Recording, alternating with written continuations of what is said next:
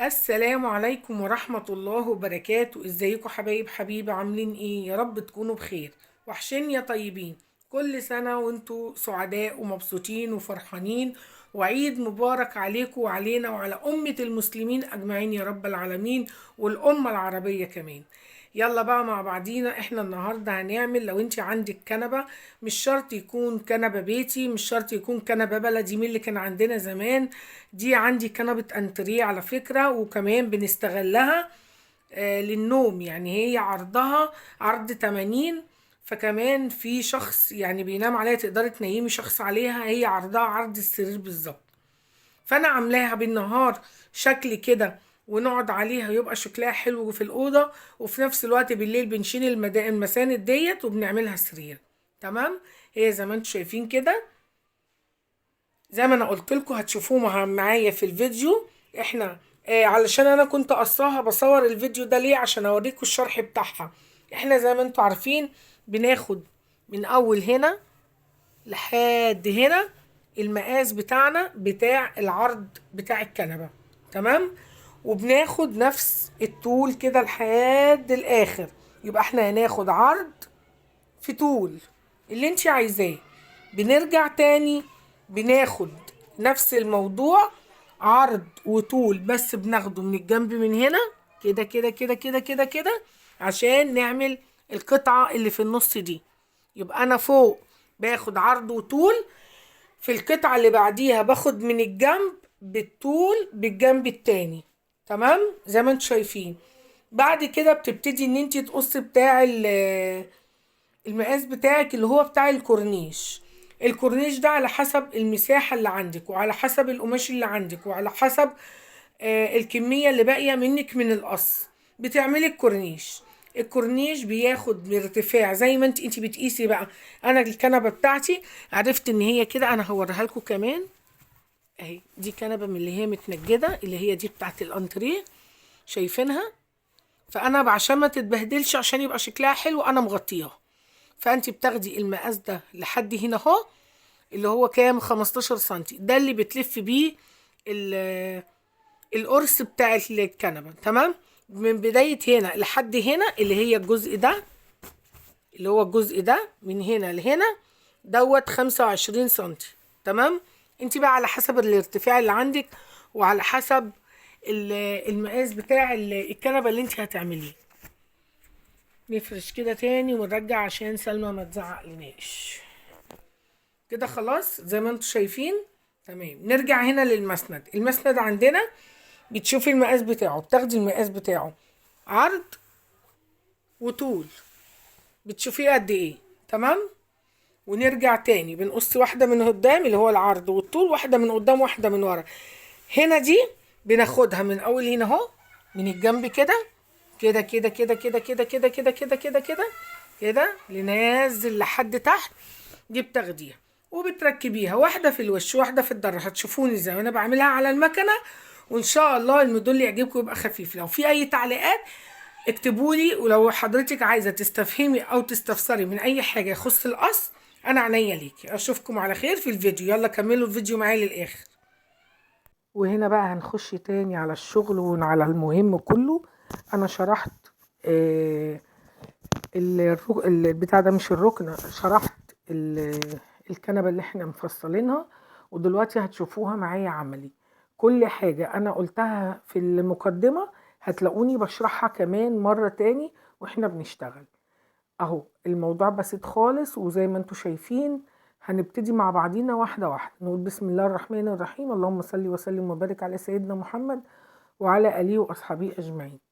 احنا هنا عندنا القرصة بتاعت الكنبة زي ما انتوا شفتوها كده. بتاخدي العرض وبتاخدي الطول بتاعك، يا دوبك المسافة اللي انت بتسيبيها حوالي 2 سنتي بتوع الخياطة. وهنبتدي ان احنا نشتغل فيها البرواز بتاع الكنبة. تمام. في حاجة كمان، الخدديات او الظهر بتاع الكنبة، الكسوة بتاعته ممكن تعمليها بسوست، ممكن تعمليها بستريتش، ممكن. انا مع الوقت كان ضيق بالنسبة لي، كنت عاملة قبل كده وعاملاها بسوستة بس زي بتاعة الأندريه بالظبط، بس بصراحة انا كان عندي الوقت ضيق. انا عايزة اقول لكم ان انا كنت عاملاها لبناتي يوم الوقفة، نصها كان قبل الفطار ونصها بعد الفطار. ما كنتش عاملها خالص، وكنت مزنوقة زنقة ما يعلم بيها غير ربنا. فقالوا لي لا اشمعنى احنا، انت عملتي شغل الناس واحنا كمان عايزين. فوالله عايزه اقول لكم ان حته القماشه دي عندي بقى لها يجي سنتين، وكل ما اقول عمالين يشتغل باللي هم القدام اللي موجودين عندي 2 بنبدلهم، واحده بتتشال واحده بتتحط. قالوا لي بقى خلاص كفاياهم كده، احنا عايزين واحده جديده. قلت لهم والله ان شاء الله ربنا يسهل واعمل لكم. جيت قلت لهم انا تعبانه ومش قادره خلاص. قالوا لي معلش، قعدوا يتحايلوا عليا عشان تبقى شكل الاوضه حلو، علشان نبقى عاملين كل حاجه متظبطه، ونغير عينينا شويه من الحاجه اللي احنا بنحطها، يبقى كله يعني كويس وكله جديد. قلت لهم خلاص ماشي مفيش اي مشكله. هنا اهو انا كنت بركب الداير اللي انتوا شفتوه، اللي انا كنت بقول لكم عليه، اللي هو ال 15 سنتي، اللي هو بين القعده وبين الكورنيش، تمام، بياخد الدوران بتاع الكنبه عرض وطول. زي ما انتوا شايفين كده انا باخدها مع بعضيها، بشوف الزاويه بتاعتها، بقوم حسيت ان هي قصيره معايا هبتدي ان انا اوصلها اهي. باخد الزاويه زي ما انتوا شايفين، بياخدها داير داير. كملت عشان هي كانت معايا قصيره، علشان تجيب معايا بقيه الكنبه. هنا انا خلصت اهو، عملت حته زياده هفكها واعمل عليها فرماتوره واشيل الزياده ديت خالص. الواحد الاستعجال بيخليه طبعا بتعدي عليه حاجات كتير، والحاجات دي مفيش اي مشكله بالنسبه لها، ما بشيلهاش اهو. دي البوزه بتاعه السفر او السور اللي احنا بنحطه بين القعده وبين الكورنيش، تمام. هنا عندنا ايه؟ عندنا الكرانيش. هنبتدي ان احنا نوصل الكرانيش بتاعتنا. انا عامله الارتفاع بتاع الكورنيش حوالي 25 سنتي، فبجيب المتر بقوم قصاه 4/4، يعني المتر بيبقى عندي 4 أجزاء، كل جزء 25 سنتي. بسجل يا مروان. وبوصلهم ببعض ليه؟ عشان انا بعمل لها كولونات زي ما انتوا شفتوها كده، عشان يبقى شكلها حلو وجميل. ادي الكولونات بتاعتي اهي. بتعمليها بقى مفتوحة زي بتاعت الانتريه بتعمليها. انا حبيت ان انا اغير، عملتها مقفولة علشان خاطر ما تبقاش زي بتاعت الانتريه، تمام.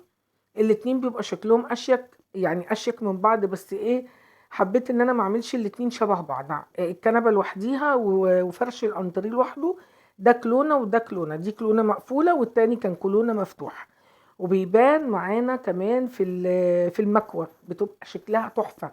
والله انا كنت حطاها من غير مكوه زي ما انتوا شفتوها كده، بس لما بتتكوي بتبقى شكلها لذيذ جدا جدا جدا.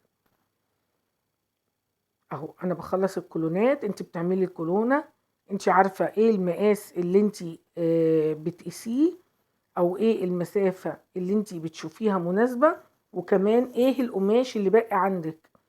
انا مثلا عارفة ان انا عندي القماش معقول بزيادة هياخد معايا ويدي، فبعمل الكولونات بتاعتي كبيرة. انت لو لاقيه المقاس بتاعك كنبه صغيره، ممكن تعملي نص متر تقسميه 2 ويبقى كولونات صغيره رفيعه قصدي. ممكن تعمليه 3 اجزاء، ممكن يعني ال4 زي ما انا عامله لو انت عندك القماش متوفر. الكولونات دي زيادتها او ال الكميه بتاعتها بترجع ليكي انت على حسب القماش اللي عندك، تمام. هي الكنبه دي بتاخد اول عن اخر 2.5 متر، بخودة دي بالشلب بتاعتها بتاعت الظهر بالقعدة بالكورنيش بكل حاجة، 2.5 متر قماش. زي ما حضرتك شايفة كده انا بركب بقى الكورنيش على السور اللي انا عملته بين القعدة وبين الكورنيش، تمام. واحدة واحدة، وحاولي ان انت ايه تخلي بالك وما تخليش القرصة من تحت تشرب منك، عشان يبقى الشكل معاكي حلو وما تتعبكيش ويبقى فيها حاجة بعد ما تيجي تفرشيها. ادي الشغل بتاعنا اهو زي ما انتوا شايفينه. لو في اي حاجة في التعليقات اكتبولي، لو اي استفسار كلموني على الواتس، انا واتسي بيبقى موجود ومكتوب في اي فيديو انا بحطه، تحت امركم. وكل التعليقات انا برد عليها. شكرا على تعليقات الطقم بتاع السرير، متشكرة جدا جدا جدا على الكلام الجميل الحلو اللي انا سمعته، متشكرين قوي. هنا امي بقى كانت يعني ايه، لا يعني جوعت وخلاص يعني خلاص قلبي وقف عليا، لقيت عيني جايبه لي بلحتين وبتقول لي كلي كده وانتي ايه قاعده. ربنا يخليها لي يا رب ويديها الصحه والعافيه. هنا انا خلصت القرصه بتاعت السرير. هنا عندي الاربع اجزاء بتوع الشلت اللي هم بتوع الظهر، بيرجع على حسب مقاسهم. انا عندي المقاس واخد 45 سنتي عرض في 80 طول، بتقومي قايسه العرض والطول زي الخداديه بتاعت السرير، 55 في 70 يعني عرض في طول. برضو انت بتشوفي الخداديه بتاعت الظهر عندك قد ايه وبتقيسيها. بنعمل زي ما عملنا بالظبط في الكسوه بتاعت الكنبه اللي هي المعقد اللي احنا هنقعد عليه. تمام. هنعمل سور بين الوجه اللي قدام والوجه اللي في الخلف، يعني بين الوش بتاع المسند بتاع الكنبه، بين وشه وبين ظهره بنعمل سور بنلف بيه كل الوش من قدام، وبعد كده نركب عليه الظهر عشان يديني التربيعه اللي انتوا شفتوها. تمام. ما تنسوش حبيبه بقى في اللايك الحلو الجميل بتاعكم، انا بلاقي مشاهدات وما بلاقيش لايك. طب حضرتك اتفرجتي عليا، اعملي لي لايك، يعني اول ما تشوفيني كده اعملي لايك لحبيبه، بلاش لايك اعملي ديسلايك لو انا مش عاجباكي. احس ان في اهتمام، يعني احس ان في حد شافني، بتبسط وبفرح والله. زي ما انتوا شايفين كده انا هنا بركب اهو. المفروض كنت انا عايزه اركب سوست، بس زي ما انا قلت لكم لا لقيت سوست. عندي السوسته بس ما لقيتش جرارات، وعندي ما كان عندي استرتش قعدت برضه ادور عليه ما لقيتش، فقلت مش مشكله، كده كده انا عاملاها طويله شويه، فالبنات وهم بيفرشوا هيدخلوها من تحت. زي ما انتوا شفتوا كده الشكل كان محطوط، كانت منسقه وجميله جدا، وما كانتش باينه ان هي ما فيهاش سوست. اهو انا خلصت السور بتاع الوش الاولاني بتاع الشلتة، وهبتدي احط عليه الوش التاني. ليه؟ عشان لما اجي البس الشلتة كده تديني الشكل المربع بتاعي، تبقى مظبوطة وحلو. وهيفرق معاكي الشكل في ايه؟ في المقاس. اهم حاجة المقاس وتزودي 2 سنتي من كل اتجاه اللي انتي هتمشي عليه الخياطة. تمام. عشان انتي لو عملتي المقاس مظبوط وجيتي خدتي الخياطة بتاعتك من كل جنب نص سنتي، هتيجي تلبسيها هتلاقيها ضيقة معاكي. يا رب يكون الشرح واضح واكون قادرة افيدكم. انا عارفة ان الفيديو فيه حاجات كتير ناقصة، ما شفتونيش وانا بقص، ما شفتوش المقاسات وانا باخدها على الكنبة او على الانتريه او على اي حاجة، بس والله يعني يا ريت تعذروني. الشهر فعلا كان ضيق، ربنا عنا عليه على صيامه وصلاته، وكمان على الشغل اللي انا كنت بعمله، زائد ان انا كمان تعبانة، فكله مع بعضه كده. فالحمد لله ان انا طلعت بالحاجات الخفيفة دي والله. واغلبية الشغل خرج ومحدش شيع لي صور، يعني انا في اطقم كتير قوي خرجت ومحدش رضي يشيع لي صور. فدي غلطتي، انا غلطت فعلا ان انا قبل ما اسلم الشغل ما حطيتهوش على السرير او حتى على المكنه وكنت صورته.